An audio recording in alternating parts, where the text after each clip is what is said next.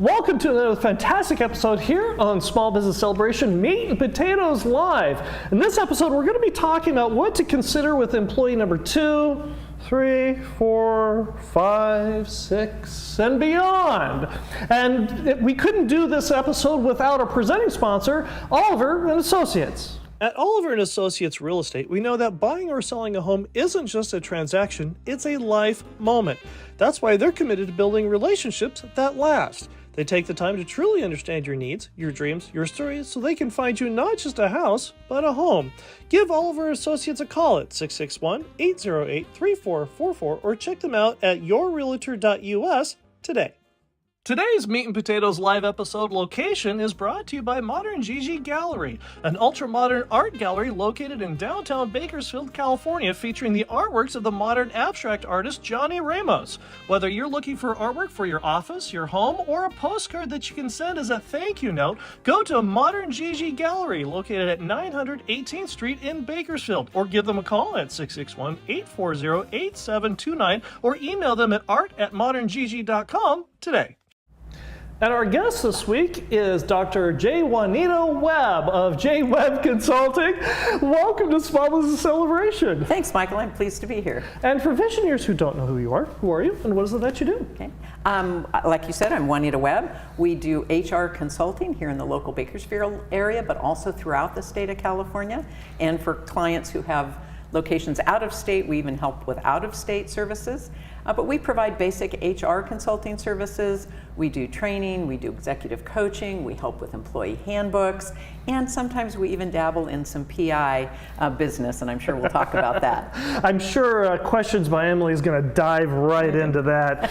But what kind of customers or what kind of business owners do you currently serve? Okay, anywhere from a small business up to the larger businesses. You know, a business that has 2 or 3 employees that's just getting started, needs to know how to establish some HR policies, procedures, those kinds of things, up to large corporations with 300 and 400 employees, where we provide services such as training or executive coaching for the larger organizations as well. So. And that gets us into the meat and potatoes of what we're talking about, because one of the things I've learned by interviewing more than 300 guests on Small Business Celebration is that the business owner has to change in order to grow.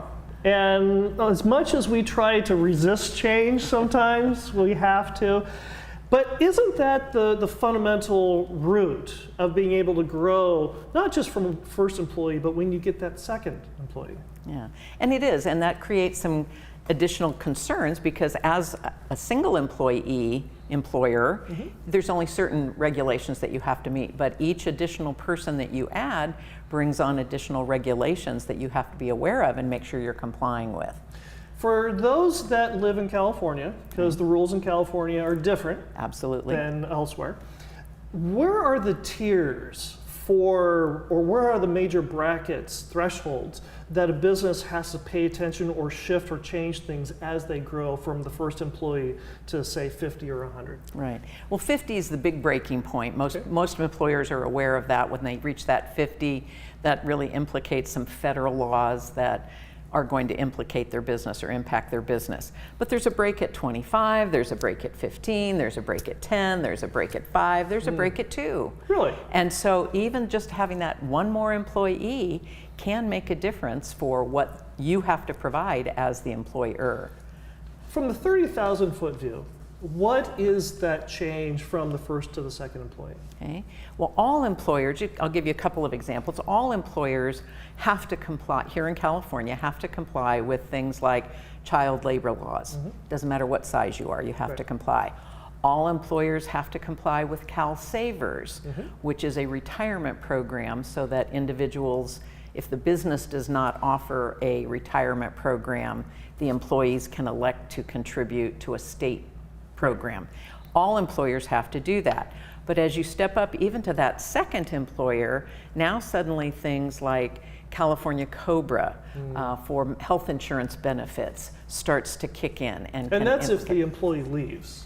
Yes. That's where COBRA Right, comes in. where they might have to, you might have to continue their health insurance coverage, Right. or they would be eligible to continue their health insurance coverage for Right. that. So things like that. When you get to 5, things like some of the discrimination laws start to kick in. Some of the Fair Employment and Housing Act regulations begin to kick in that have to do with harassment and discrimination and retaliation. So When we had your intro just a moment ago, we ran some B-roll video of your website. Oh. And so on that home page is a whole list of different criteria for different things. When they go through and they look at your website, is it broken down into 2, 5, 10, 15, 25, 50? Or is this something in which they would need to give you a call for their specific circumstance? we didn't break it down that way on our website. We wanted to show the services that we offered for any size employer. So yes, they would need to give me a call to say, hey, I've got 6 employees now. What does that mean? Where do I fall? What is the major trap that you have found for business owners, small business owners, when they get that second employee that they don't even bother to realize? I think the biggest challenge for them is the shift in culture and bringing on that second person and the dynamics on the team. How so? Well, and you may be familiar with the theory of, it's called forming, storming, norming, and performing. Okay. This goes back Sounds like something Patton would invent. Yeah, it sounds like it. Yeah, something like that, yeah. There was a psychologist back in, I think it was the 70s. I can't remember his name off the top of my head, but he came up with this theory that anytime there's a group dynamic, as soon as you introduce a new person into that, you start the process over again. Right. And so you go to the forming stage, and now you've introduced somebody new, and everybody's getting used to everyone. And then you go to the storming phase, and that's usually the phase that business owners aren't prepared for. Why not? Because they don't realize that there's going to be conflict, there's going to be difficulties. There's Why going to be can't we all just get along? I like you. Why don't? right, but oh, he's stepping on my toes. That's my job. Why is he doing That's my my function? corner of the sandbox. Exactly, Right. and those are the kinds of things that most business owners, especially small business owners, Right. because they've been a one-man show. Right. And then they added that one person. It wasn't too bad of a dynamic change. Right. But now that third person coming in makes a huge difference. So. One of the services that you also offer is the DISC profile. And for visionaries who aren't familiar with DISC, first of all, it's an acronym. Correct. And what is DISC, and why is this so important to developing your business and developing your culture, especially the storming part that you were talking about? Right. And I'll just kind of give you a little bit of history on DISC. DISC is a system of identifying 4 different styles, and you're right, it was an acronym. Personality styles. Personality styles, Right. work styles, D, I, S, and C. The D stands for dominance, someone who's very direct and straightforward. Emily.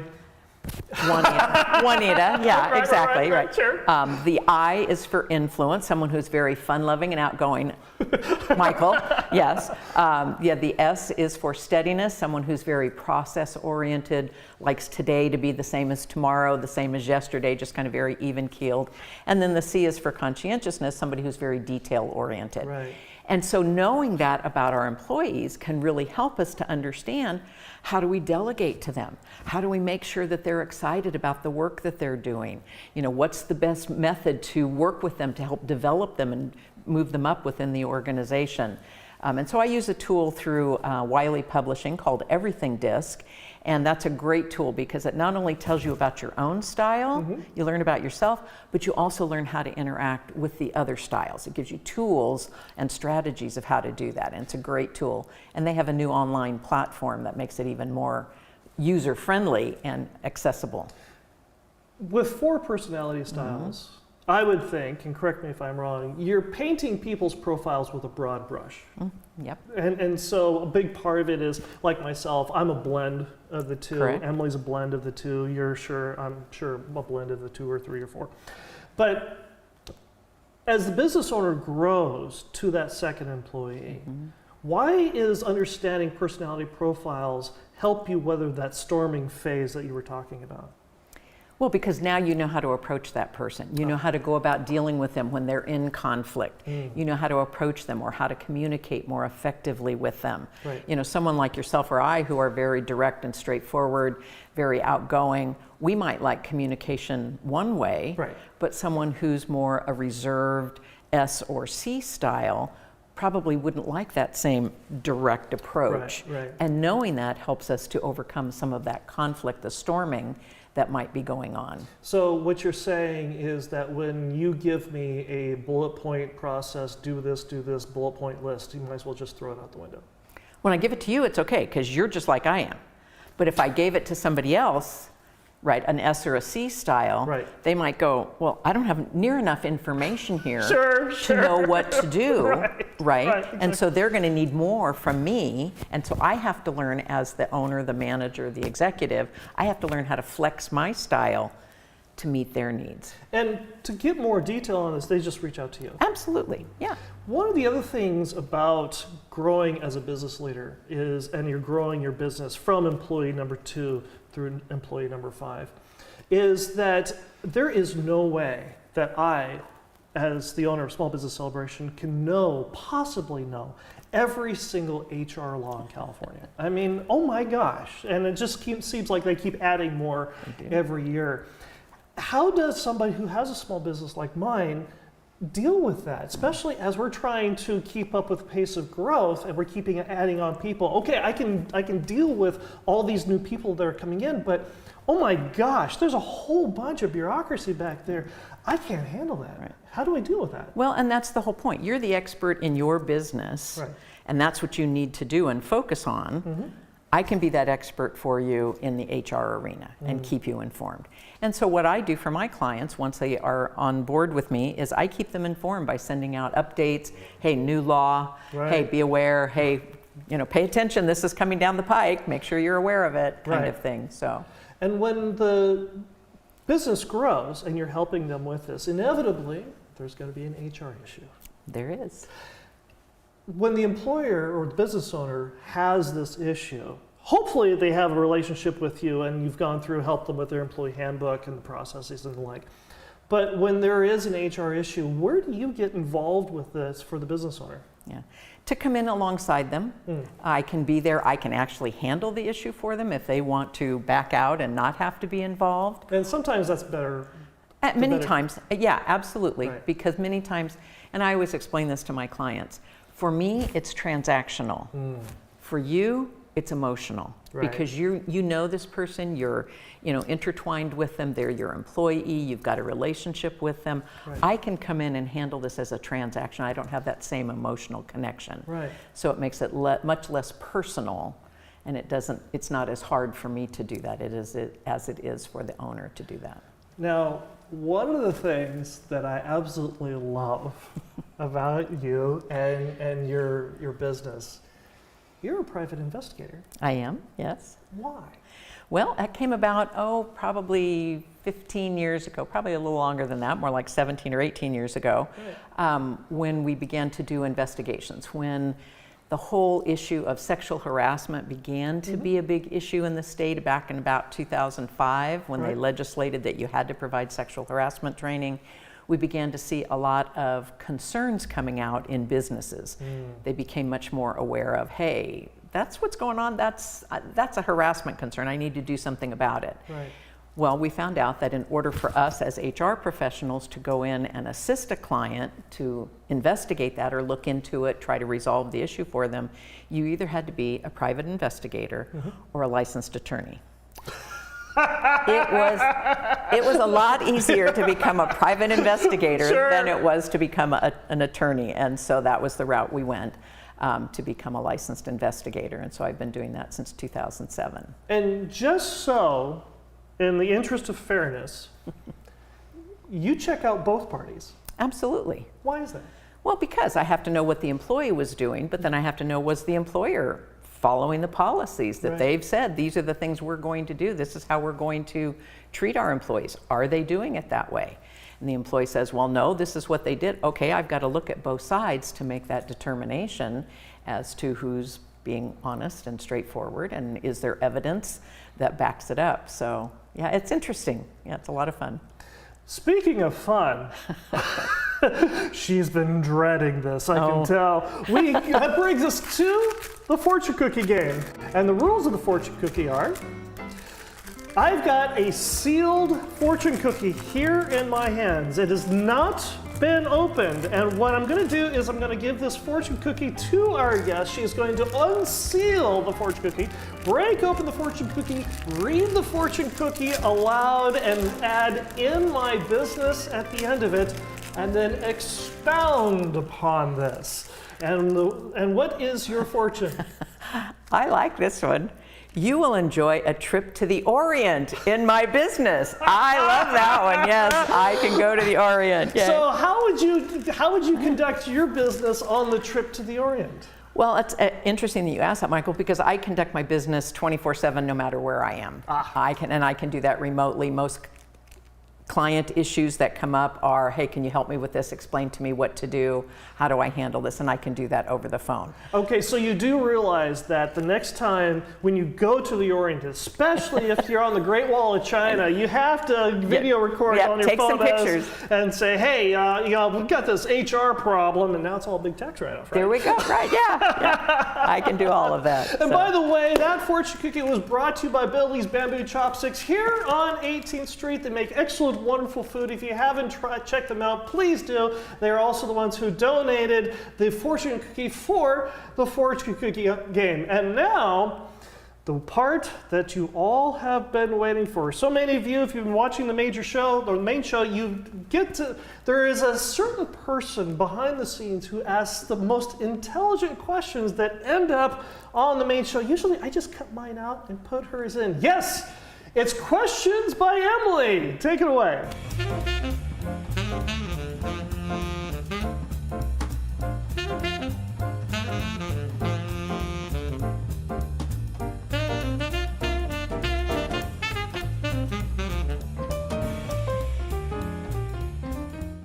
And Questions by Emily is sponsored by Casdor Consulting Group.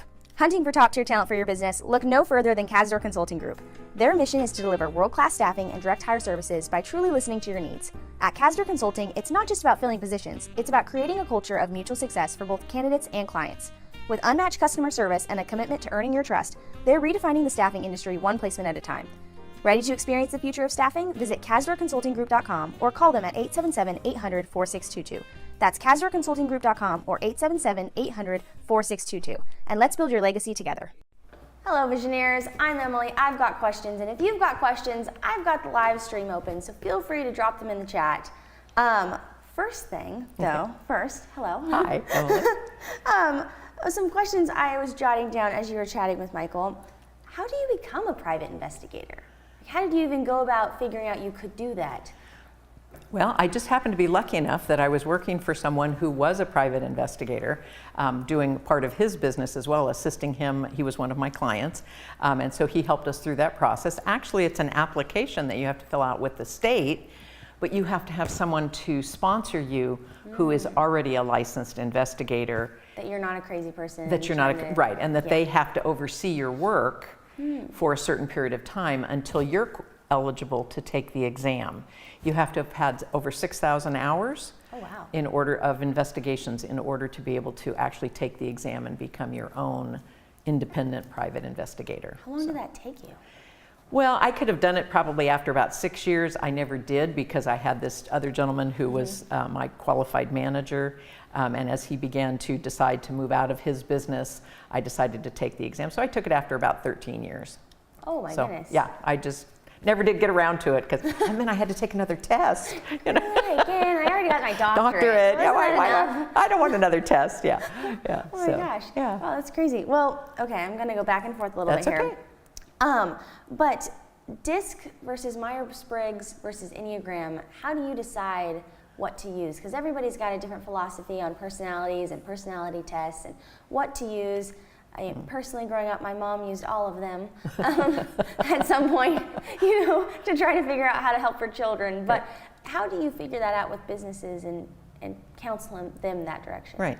And actually all three of those, the ones that you mentioned, the Enneagram, the Myers-Briggs, and the DISC, all of those are very valuable tools. I've taught the Myers-Briggs. I do teach the DISC as well. I've done a little bit of research on the Enneagram. There's strength finders, there's the colors, there's a lot of other ones as well.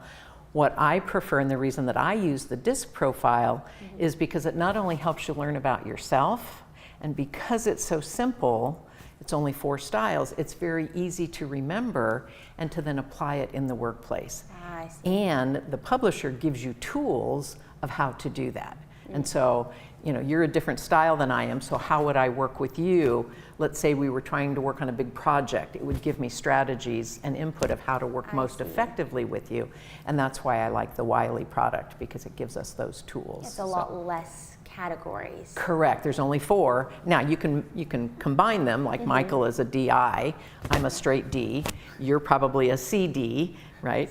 Something like that, Yeah. right? So there can be combinations. So even in DISC, there could be 12 different combinations, but it's basically 4 styles. And so if you know the ins and outs of each of those styles, then any combination of putting them together works, and you can figure that out So for the in person. the hiring process, Okay.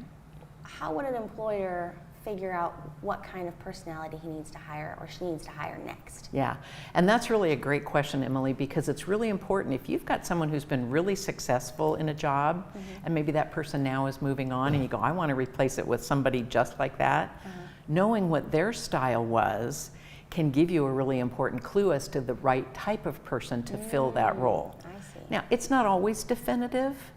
Okay. You could be wrong, Yeah. right? Because it may just look a little different the way someone of a different style might do it, but it's going to be a pretty good clue that if you had someone who was really successful, likely that style is going to help. Yeah. I see. Yeah. So, again, I'm going to bounce back and forth here. That's okay. Because I would be remiss if I didn't ask, what is the craziest HR story that you can tell on camera? Well, I have several.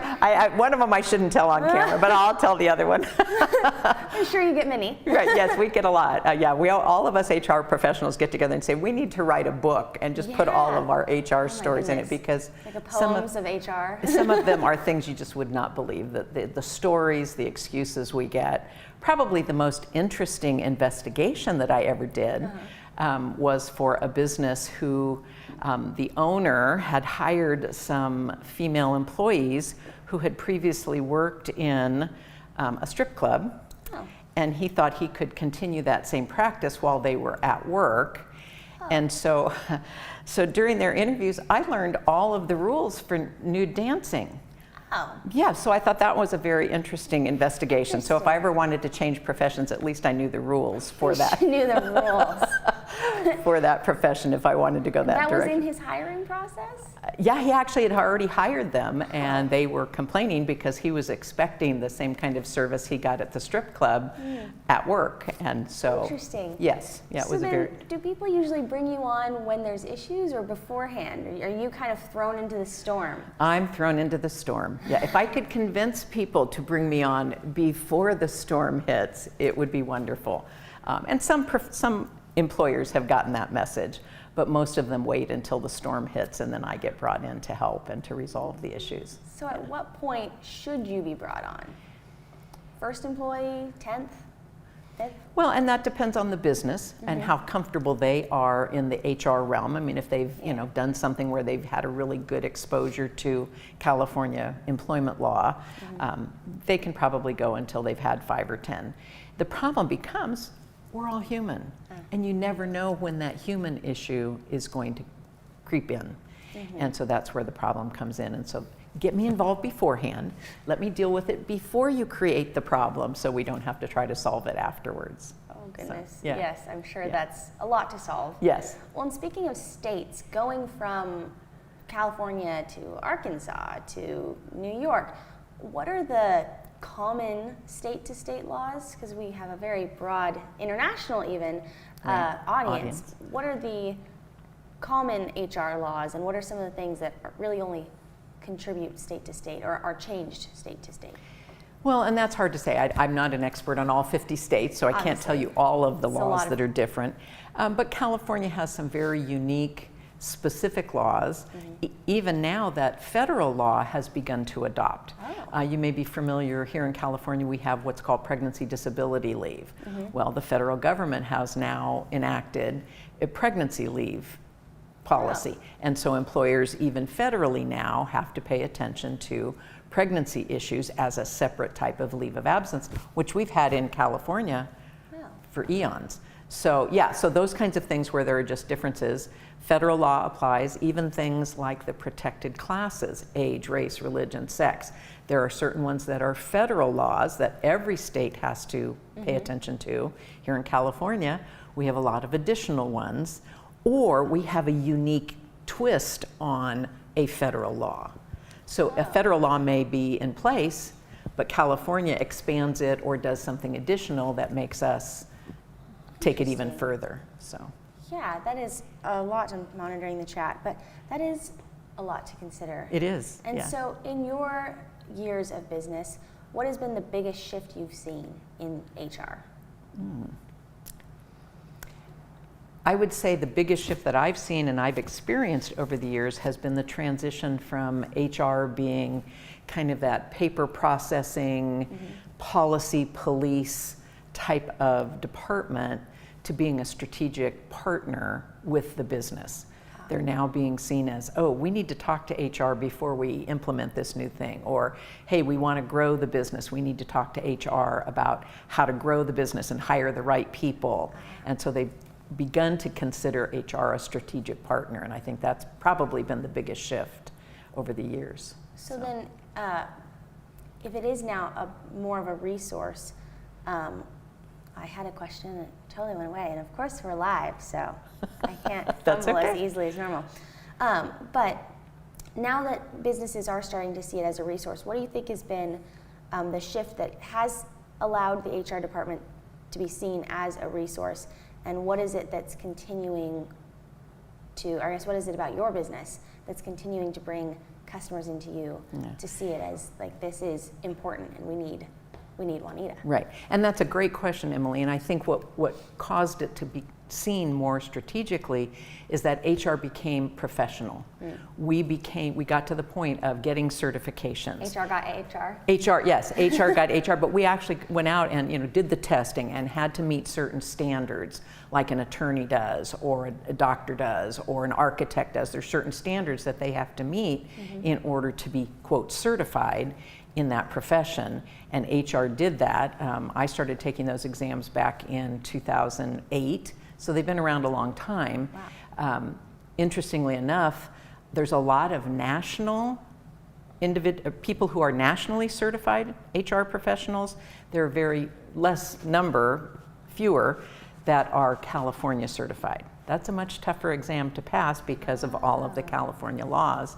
So when they're looking for an HR professional, if you're here in the state of California, you need to find someone who's California certified, not just general certification for HR. Sense. Yeah. We're particular, what can we right, say? Yes, we like certain things, yes. Yeah.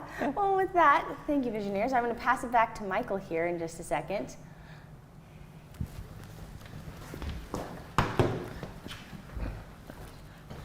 And Visioneers, if you haven't checked out this week's episode on Small Business Celebration, you definitely want to check it out. It's an episode where we talk about, okay, what period of the year, what time of year do I actually become profitable? How do I forecast this? Also, we talk about, okay, I've got a major expense 2 years down the road, 3 years down the road. How do I put that into my profit loss schedule right now so that I can have the revenue to be able to get that? So if you haven't checked out this week's episode on Small Business Celebration, you definitely want to check that out. Again, Juanita, thank you so much for joining us on Meat and Potatoes. Appreciate it. Thank you, my pleasure. It was a great opportunity. Thanks, Michael. And if Visioneers want to get in touch with you and learn more about what you can do for them, how do they do that? Well, they can call me at my number 661-747-4386, or they can go on my website at jwcempowers.com and find out more about us, and my contact information is there as well. Until next Monday, when we've got Meat and Potatoes Live, we're going to be with Mike Saba, showing off one of the properties he has to offer to sell. Because, as you know, if you've been watching the main show, he's one of our main sponsors on the main show. Can't wait to see you then. Until next week at 5, we'll see you live.